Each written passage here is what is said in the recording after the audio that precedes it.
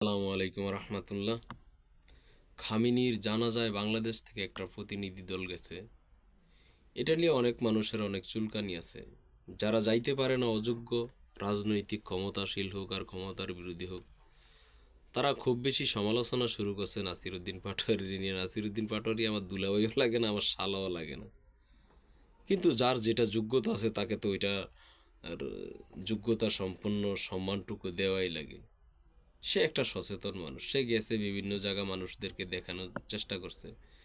তো এখন কেউ এটাকে ভালোভাবে নিছে, কেউ এটাকে খারাপভাবে নিছে। কেউ বলছে যে এত সেলফি তোলার প্রয়োজন কি ওখানে গিয়া, আবার কেউ বলতেছে যে সে তো ওখানে লোক দেখানোর জন্য গেছে, কমিউনি জানা যায় তো যায় নাই, আর একটা মানুষের জানা যায় এইভাবে যাওয়াই লাগবো কেন, এগুলো এত টাকা খরচ করে কেন জানা যায় যাওয়া লাগবে, এরকম অনেক মানুষ অনেক কথা বলতেছে। এখানে দুইটা কারণ আছে। একটা হলো বাংলাদেশের ভবিষ্যৎ, আসলে ভবিষ্যৎ তো আল্লাহ নিশ্চিত করে, এটা আমরা চূড়ান্ত বিশ্বাস রাখি ইনশাল্লাহ, কিন্তু জাগতিকভাবে কিছু বিষয় আছে যেগুলো খেয়াল করে চলা লাগে। আপনি সব কিছু আল্লাহর উপর ভরসা করলে হবে না। তো আল্লাহর উপর ভরসা থাকবে, পাশাপাশি কাজ করতে হবে। আল্লাহ রাসুল সাল্লাহ সাল্লামকে এক সাহাবি বলছেন, জিয়া রাসুল্লাহ, আমি কি আল্লাহর উপর ভরসা করবো নাকি ওট শক্ত করে বাঁধবো? আল্লাহ রাসুল সাল্লাহ সাল্লাম বলছেন যে তুমি ওটটাকে শক্ত করে বাঁধো, তারপর আল্লাহর উপর পরিপূর্ণ আস্থা রাখো। আল্লাহর উপরে আমাদের পরিপূর্ণ আস্থা আছে, কিন্তু আমরা এত অসচেতন হইলে হইব না। যা শীতে পরে ঘুমাইলাম, আল্লাহ আমার খাওয়ানাই না দিয়ে যাবো, আল্লাহ এইভাবে করেন না। আল্লাহ দুনিয়াতে সিস্টেম অনুযায়ী পৃথিবী পরিচালনা করেন। যে যেটা করে আল্লাহ তাকে ওইটার ফলাফল দেন। সুতরাং আপনি আগে আপনার কাজ করেন, তারপর আল্লাহর উপর ভরসা করেন। এখন আল্লাহর উপর ভরসা করলে যদি সব কিছু হইতো, আর আল্লাহ যদি ওই সিস্টেমে চালাইতেন, তাহলে রাসুল সাল্লাহ সাল্লামের আল্লাহর উপর ভরসা কম ছিল না, তো ঘরে শুয়ে থাকতেন, আল্লাহ দিন বিজয় করে দিতেন। আল্লাহ তালা বলতেছেন যে লিউজ হিরাহু আলা দিন ইকুল্লিহি, আমি সমস্ত দিনের উপর আমার দিনকে বিজয়ী করবই। তা আল্লাহ তো বলছেন যে সমস্ত দিনের উপর আমি দিন বিজয়ী করব, তাইলে রাসুল সাল্লাহ সাল্লাম সাহাবাই কিরাম যুদ্ধ করে জীবন দেওয়ার দরকার কী ছিল? আসলে না, আল্লাহ এরকম না। আল্লাহ তাআলা মানুষের শ্রমের উপরে তাদের ভাগ্য পরিবর্তন করেন এবং তাকদির লিপিবদ্ধ করেন তাদের শ্রমের উপরে। পৃথিবী সৃষ্টির 50,000 বছর পূর্বে আমাদের তাকদির লেখা হয়ে গেছে। তারপর আমরা মায়ের পেটে যখন 43, 120 দিন পার হয়, তখন আরেকবার লেখা হয়। এরপরে পৃথিবীতে আসার পর মানুষের কার্যফলের মাধ্যমে, কর্মফলের মাধ্যমে আল্লাহ তাআলা তাকদির পরিবর্তন করে দেন। তো আপনি আপনার চেষ্টাটা করা লাগবে। এখন নাসিরুদ্দিন পাটোয়ারি উনি সহ অন্য অন্য যারা গেছে, সরকারি দলের লোকও তো গেছে, স্পিকার গেছে আমাদের, সমস্যা নেই। স্পিকার তো অভিভাবক। যদি নাসিরুদ্দিন পাটোয়ারি ভুল করে থাকে কোনো কার্যক্রমে, তো স্পিকার আছে না, স্পিকার তো এখন অভিভাবক। সরকার বিরোধী দল দুই দলেরই অভিভাবক স্পিকার। স্পিকার তখন বলবে তুমি এটা করো না। তার মতো একজন সম্মানী লোক ওখানে থাকতে আপনি এখান থেকে ফতুয়া দিতে যান কেন? আচ্ছা, এটা নিয়ে সবচেয়ে বড় যে সমস্যা, চুলকানি। একটা উদ্ভট আলেম আছে একটা সংগঠনে, সংগঠনটা আহলে হাদিস। আহলে হাদিস সংগঠন নিয়ে আমার কোনো মাথা ব্যথা নেই, কারণ বাংলাদেশে অনেক বেদাতি সংগঠনও আছে।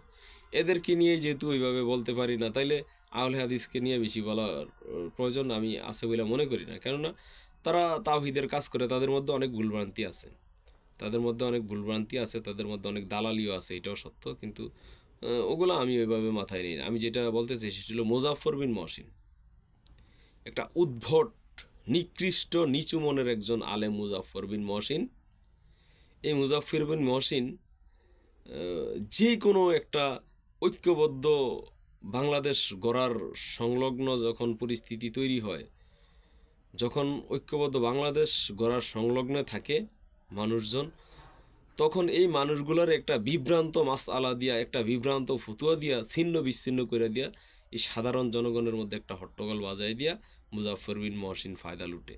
মুজাফফর বিন মহসিনদের সবচেয়ে বড় টার্গেট কি?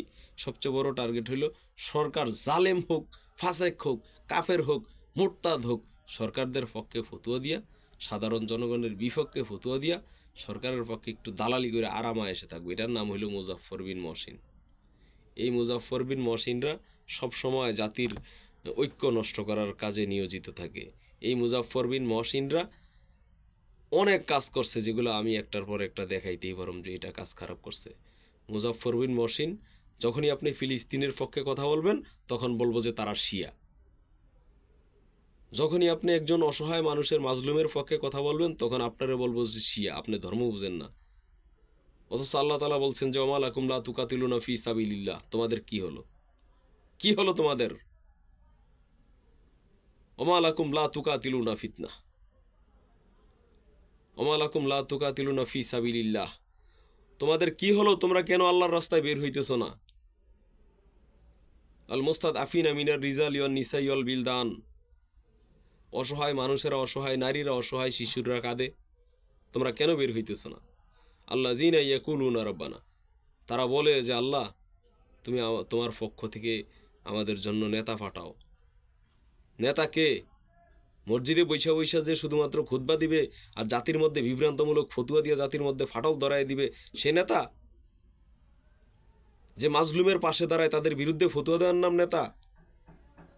এই মুজাফফর বিন মহসিন আবু তুহা আদনানের বিরুদ্ধে ফতুয়া দেয়, আসিফ আদনানের বিরুদ্ধে ফতুয়া দেয়, জসিমউদ্দিন রহমানের বিরুদ্ধে ফতুয়া দেয়, আরিফ বিন হাবিবের বিরুদ্ধে ফতুয়া দেয়, ডক্টর জাকারিয়া মাসুদের বিরুদ্ধে ফতুয়া দেয়, আহমেদ রফিকের বিরুদ্ধে ফতুয়া দেয়, হারুন ইজহারের বিরুদ্ধে ফতুয়া দেয়,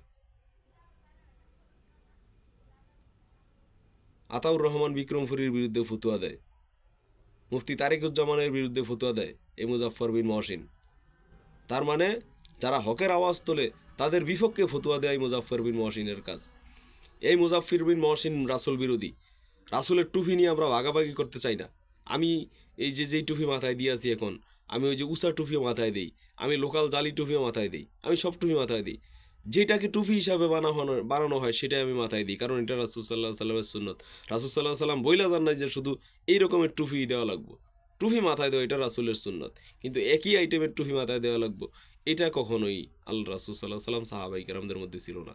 এই মুজাফফর বিন মহসিন চরমনায় টুপি বইলা একটা পাঁচকল্লি টুপি টান দিয়ে ছিঁড়া ফেলাইছে। আমি তো কমিতে লেখাপড়া কিছুদিন করছি, তাইলে এখন আমার মাথায় হয়তো পাঁচকল্লি ছিল, আমি চাইলে তো ওই টুপিটা দিতে পারতাম। তো মুজাফফর বিন মহসিন তো ওই টুপি টাইনে ছিঁড়া ফেলাইতো। টুপি যেহেতু কোনো কোম্পানির নাম লেখা নাই, টুপি যেহেতু কোনো গোত্রের নাম লেখা নাই, কোনো তরিকার নাম লেখা নাই, সুতরাং টুপি প্রত্যেকটা টুপি রাসূল সাল্লাল্লাহু আলাইহি সাল্লামের আদর্শিক টুপি। এই মুজাফফর বিন মহসিন টান দিয়ে টুপি ছিঁড়া ফেলাইছে। ওর এত বড় দুঃসাহস কই থেকে আসে? টুপি টান দিয়ে ছিঁড়া ফেলায়, কয় পাঁচ করলি, এই করলি, পাঞ্জে গানা শিয়া, এই সেই। এখন আয়াতুল্লাহ আলী খামিনির জানাজায় গেছে, আয়াতুল্লাহ আলী খামিনির বিরুদ্ধে ফতুয়া দেওয়া শুরু করছে। যারা জানাজায় গেছে তাদের বিরুদ্ধে ফতুয়া দেওয়া শুরু করছে। আয়াতুল্লাহ আলী খামিনি এতই খারাপ, আপনি এতই ভালো, তাহলে আপনি একটা সংগঠন গঠন করেন না কেন যারা অন্যায়ের বিরুদ্ধে প্রতিবাদ করবে? শুধুমাত্র উম্মতের মধ্যে বিভ্রান্ত সৃষ্টি করার যত মাসআলা এগুলো নিয়ে আপনি আলোচনা করেন। জাতির আর কোনো মাসআলা নাই? আপনি ওই হাদিস জানেন না যে আফজালুল জিহাদে কালিমাতে হক ইন্দা সুলতানি জাহের, অত্যাচার স্বৈরাচারী শাসকের সামনে হকের স্লোগান দেওয়া লাগে? আপনি ওই হাদিস জানেন না?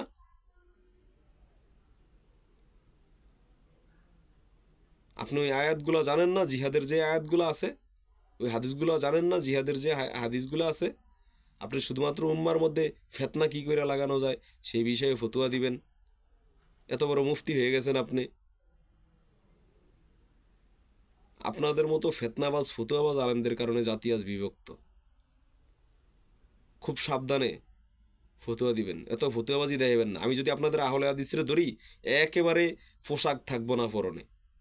আমি আহলে হাদিসের যেই তথ্য উপাত্ত জানি, আপনাদের যেই জীবনী আমি জানি, আহলে হাদিসের কোরআন বিকৃতির কতগুলো আয়াত আছে, কোরআনের কতগুলো আয়াত বিকৃত করছেন আপনারা, কতগুলো হাদিসের অনুবাদ বিকৃত করছেন আপনারা, এগুলো যদি ধরি একটার পর একটা আপনাদেরকে বেঈমান প্রমাণ করে ছাইড়ে দেওয়া যাইব। কিন্তু আমরা আপনাদেরকে বেঈমান প্রমাণ করতে চাই না।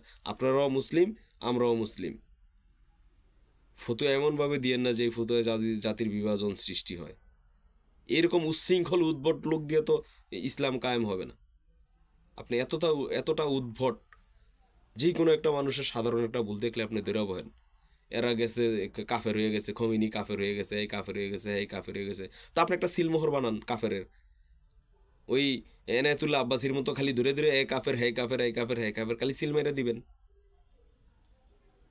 নিজের বিবেকবোধ জাগ্রত করেন, এত নির্লজ্জ হয়ে ফতুয়া দিয়েন না।